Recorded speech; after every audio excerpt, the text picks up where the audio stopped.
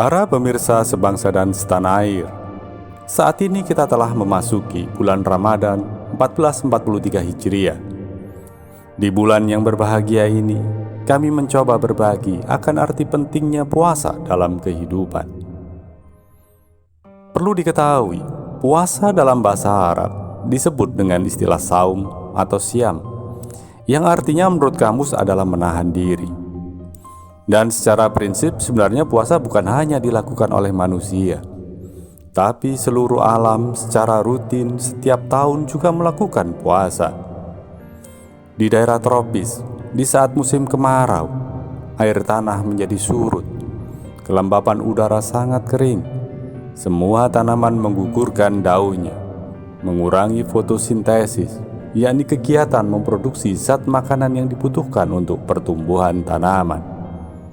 Begitu juga dengan binatang-binatang, semua mengurangi konsumsi makanannya, sebagian mati, sebagian yang bertahan tidur dalam liang-liangnya. Sedangkan untuk di daerah dingin, puasa alam justru dilakukan pada puncak musim dingin. Suhu yang membeku, sebagian tanah dan tanaman tertutup salju, sehingga mengurangi aktivitas pertumbuhannya. Binatang-binatang melakukan hibernasi, mengurangi makan dan tidur panjang di dalam liang-liangnya. Ketahuilah, alam berpuasa adalah untuk memperbaiki sistem keseimbangan alam, yakni mengurangi dan mengendalikan populasi hama, penyakit, dan gulma tanaman, memperbaiki struktur tanah, serta mengembalikan tingkat kesuburan tanah. Ini merupakan sunnatullah, rancangan sistem keseimbangan ciptaan Allah. Dan perlu untuk diperhatikan bahwa ketika alam sedang berpuasa, berproses mengembalikan keseimbangannya, manusia tidak boleh sekali-kali mengganggu atau merusak proses tersebut. Karena itu berarti sama dengan melawan sunnatullah, mendurhakai ketentuan Allah. Puasa sendiri menurut Al-Quran maupun hadis adalah upaya menahan nafsu makan dan minum, nafsu syahwat atau birahi, nafsu amarah, serta nafsu-nafsu yang lainnya, yang dilakukan dari terbit fajar hingga terbenam matahari. Pengertian nafsu yang dimaksud adalah kecenderungan yang negatif, yang menjadi titik lemah manusia untuk dipengaruhi dan dikendalikan oleh syaitan. Dalam hadis riwayat Bukhari ditegaskan, puasa adalah membentengi diri. Maka apabila seorang di antara kamu berpuasa, janganlah berkata-kata kotor, berteriak-teriak, dan jika seseorang memakinya dan mengajak bertengkar, hendaklah dia mengatakan, sesungguhnya aku sedang berpuasa. Jadi puasa adalah kegiatan pembinaan untuk pengendalian berbagai hawa nafsu, mulai nafsu makan minum, syahwat, amarah, dan lain-lain. Dengan puasa, gerak dan perilaku kita akan lebih terkontrol untuk selalu menjaga keseimbangan diri. Dalam surat Al-Baqarah juga dinyatakan bahwa tujuan puasa adalah untuk menjadikan orang-orang yang bertakwa. Wahai orang-orang yang beriman, diwajibkan atas kalian berpuasa, sebagaimana diwajibkan atas orang-orang sebelum kamu, agar kalian bertakwa. Arti kata takwa sendiri adalah patuh pada ketentuan-ketentuan atau hukum Allah. Dan ingat, ketentuan atau hukum-hukum Allah yang termaktub dalam Al-Quran semua menjunjung tinggi prinsip-prinsip keseimbangan atau keadilan, menjunjung tinggi akhlakul karimah ataupun nilai-nilai kebajikan yang universal, sehingga bertakwa sama dengan hidup dan berperilaku seimbang atau adil, baik terhadap Allah, terhadap diri sendiri, terhadap orang lain, terhadap alam, maupun terhadap negara dan dunia. Dari kacamata medis, puasa adalah proses detoksifikasi, yakni penggelontoran racun-racun dari dalam tubuh manusia, memperbaiki metabolisme dan sistem keseimbangan dalam tubuh manusia. Jadi bisa ditarik kesimpulan bahwa tujuan puasa manusia sejalan dengan puasa alam, sama-sama memperbaiki keseimbangan, yakni terjadinya perbaikan keseimbangan secara menyeluruh, baik keseimbangan alam maupun keseimbangan fisik serta perilaku manusia. Dengan tujuan yang sejalan, pertanyaannya, apakah jadwal puasa alam dan manusia juga harus sama atau sejalan? Sebagaimana sudah kita ketahui bersama, di negeri kita yang beriklim tropis, alam berpuasa pada saat puncak musim kemarau. Pada kondisi tersebut sangat tidak produktif dan tidak kondusif untuk bercocok tanam. Lahan harus diistirahatkan, sedangkan untuk tanaman keras atau tahunan akan menggugurkan atau melayukan sebagian daunnya, mengurangi fotosintesis dan berhenti berbuah. Tidak perlu disiram ataupun dipupuk. Ternak-ternak juga akan mengurangi konsumsi makanannya dan menurunkan produktivitasnya. Semua itu proses alami untuk pemulihan keseimbangan, mengembalikan kesuburan tanah dan memutus siklus perkembangan hama dan penyakit. Di saat itulah seharusnya manusia juga berpuasa, menahan diri, berhemat, mengurangi aktivitas, dan tidak mengganggu proses puasa alam yang sedang berjalan. Dengan kata lain, idealnya jadwal puasa manusia harus sejalan dengan puasa alam, sehingga terjadi harmonisasi perbaikan keseimbangan, baik keseimbangan alam maupun keseimbangan fisik dan perilaku manusia. Namun sayang, akibat menetapkan jadwal puasa manusia yang tidak sejalan dengan alam dan diperparah dorongan ambisi keserakahan, masal manusia justru memperkosa dan merekayasa kondisi alam. Lahan yang seharusnya diistirahatkan karena situasi yang tidak produktif dan kondusif, dipaksa dengan diairi, dihamparkan pupuk, diolah dan ditanami untuk mengejar keuntungan berlebih.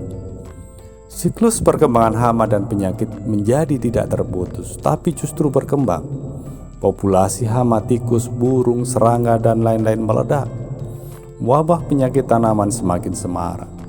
Dan semua itu disiasati dengan penggunaan racun-racun kimia seperti pestisida, fungisida, herbisida, dan lain-lain, sehingga akan mencemari tanaman dan lingkungan, dan ujung-ujungnya merusak sistem keseimbangan atau kesehatan dalam tubuh manusia. Semua ini adalah upaya melawan kodrat alam dan mendurhakai sunatullah. Bukan itu saja, seharusnya ketika manusia berpuasa akan terjadi penghematan ekonomi secara signifikan. Tapi yang terjadi justru sebaliknya. Bulan Ramadan justru menjadi puncak peak season ekonomi. Kebutuhan konsumsi meningkat tajam, mulai bahan-bahan pokok sampai barang-barang mewah. Secara otomatis semua kegiatan produksi dan distribusi juga meningkat. Puasa yang seharusnya menjadikan tubuh semakin sehat, ekonomi semakin tahan dan kokoh, namun realitanya tidak demikian. Selesai bulan puasa, justru rumah sakit banyak kebanjiran pasien yang mengalami gangguan metabolisme akibat kelebihan makanan. Ekonomi rumah tangga banyak yang sakit akibat terbelit hutang di pegadaian-pegadaian maupun dari para rentenir. Jadi implementasi puasa saat ini tidak sesuai dengan kehendak Allah. Ada kesalahan fatal dalam menjalankan ketentuan puasa. Puasa yang seharusnya menciptakan penghematan nasional justru membuat pemborosan ekonomi yang luar biasa. Proses perbaikan keseimbangan tidak berjalan, baik keseimbangan alam, keseimbangan fisik maupun keseimbangan perilaku manusia. Dari gambaran tersebut, tentunya harus ada perbaikan ketentuan dalam pelaksanaan puasa, baik dari sisi teknis pelaksanaan maupun penentuan jadwal puasa yang tepat, sehingga tujuan puasa untuk perbaikan keseimbangan dan melatih ketahanan akan tercapai. Sebagaimana sudah dikatakan di atas, idealnya puasa manusia dilakukan sejalan dan menyesuaikan dengan puasa alam, yang berarti penetapan jadwal puasa manusia harus mengacu pada kalender Masehi, bukan kalender Hijriah. Mengapa demikian? Ketahuilah bahwa kalender dibuat untuk menandai kejadian-kejadian alam yang ada di bumi ini. Kalender Masehi atau Syamsiah mengacu pada peredaran bumi terhadap matahari, sehingga menandai pengaruh matahari terhadap kejadian-kejadian alam di bumi. Sementara kalender Hijriah atau Qamariyah mengacu pada peredaran bulan terhadap bumi selama 12 bulan atau 1 tahun, dan menandai pengaruh bulan terhadap bumi. Yang jelas, pengaruh matahari terhadap bumi jauh lebih signifikan dibanding pengaruh bulan terhadap bumi. Sebagian besar kejadian alam seperti perubahan iklim atau musim, semua akibat pengaruh matahari. sehingga kalender Masehi lebih tepat untuk menentukan kapan kita harus puasa, menyesuaikan dengan puasa alam.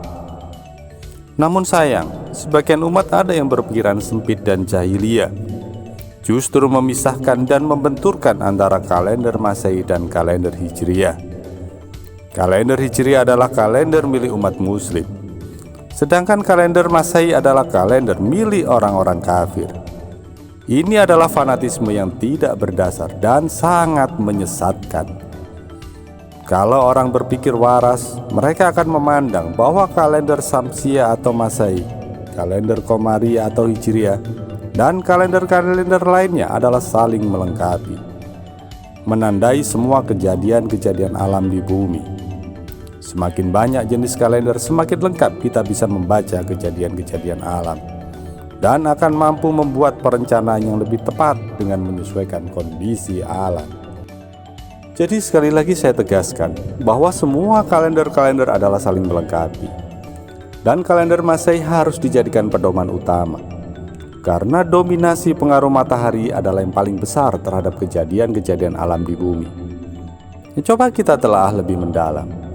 Apa jadinya ketika puasa wajib ditetapkan menggunakan kalender Hijriah? Ketahuilah bahwa jumlah hari dalam kalender Hijriah berbeda 11 hari dengan kalender Masehi. Maka penetapan puasa di bulan Ramadan setiap tahunnya akan selalu maju kurang lebih 11 hari jika dikaitkan dengan kalender Masehi. Puasa pada tahun 2021 jatuh pada tanggal 13 April. Tapi pada tahun 2022 maju menjadi tanggal 3 April. Dan tahun-tahun berikutnya akan selalu bergeser maju kurang lebih 11 hari. Hingga pada akhirnya puasa akan jatuh pada bulan-bulan produktif di negeri kita, yakni pada saat musim hujan. Di saat air melimpah, kelembapan cuaca ideal, kesuburan tanah meningkat, justru manusia harus berpuasa, mengurangi aktivitas dan mengistirahatkan diri. Sementara ketika puncak musim kemarau, justru kita giat beraktivitas dan tidak wajib puasa.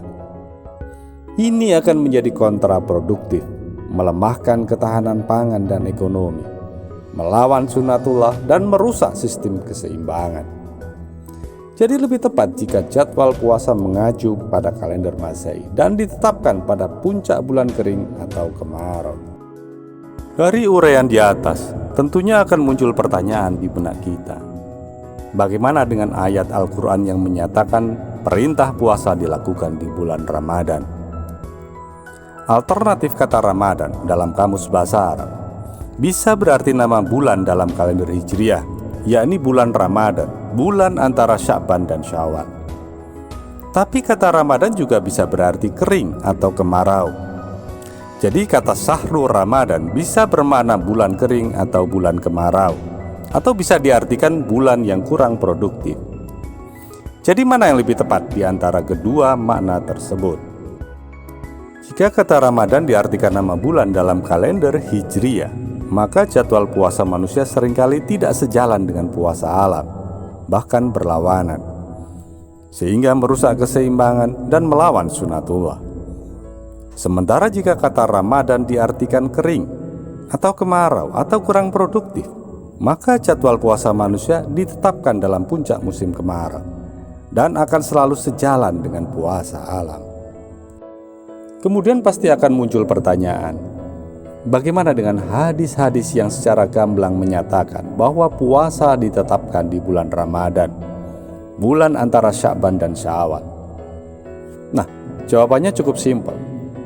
Kalau pernyataan-pernyataan hadis-hadis tersebut tidak sejalan dengan sunatullah, sehingga akan mengganggu atau merusak sistem keseimbangan rancangan Allah, maka apa masih bisa dikatakan jika hadis-hadis tersebut sahih meski diriwayatkan oleh perawi-perawi yang terpercaya?